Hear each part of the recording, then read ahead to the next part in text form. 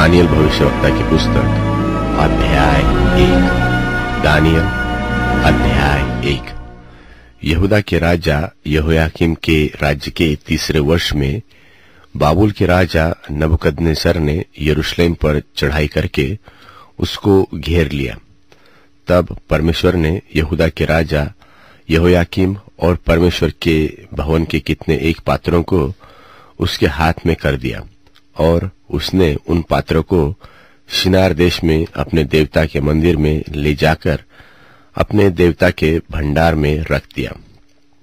तब उस राजा ने अपने खोजों के प्रधान अश्पनज को आज्ञा दी कि इस्राएली राजपुत्रों को प्रतिष्ठित पुरुषों में से ऐसे कोई जवानों को ले जो निर्दोष, सुंदर और सब प्रकार की बुद्धिमानी में प्रवीण और ज्ञान में निपुण और विद्वान और राजमंदिर में हाजिर रहने के योग्य हो, और उन्हें कसदियों के शास्त्र और भाषा की शिक्षा दे।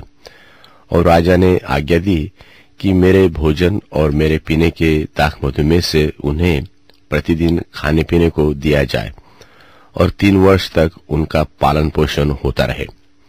फिर उसके बाद वे मेरे सामने हाजिर किए जाए, और उन यहूदा की संतान में से चुने हुए दानियल, हनन्याह, मिशाएल और अजर्याह नाम यहूदी थे।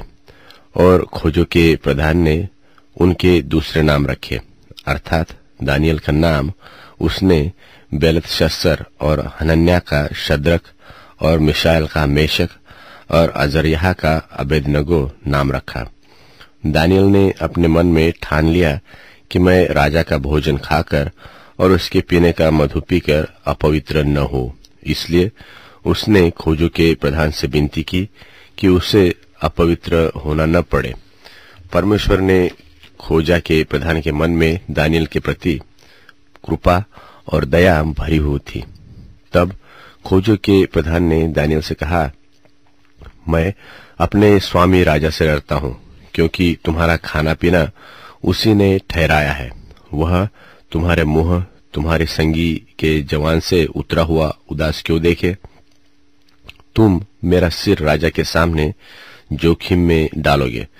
तब दानियल ने उस मुखिए से कहा, जिसको खोजों के प्रधान ने दानियल, हनन्याह, मिशाएल और अजर्याह के ऊपर देखभाल करने के लिए नियुक्त रखा था, कहा, मैं तेरी विनती करता हूं, तू अपने दासों को 10 दिन तक जांच, हमारे खाने के लिए साग-पात और पीने के लिए पानी दिया जाए।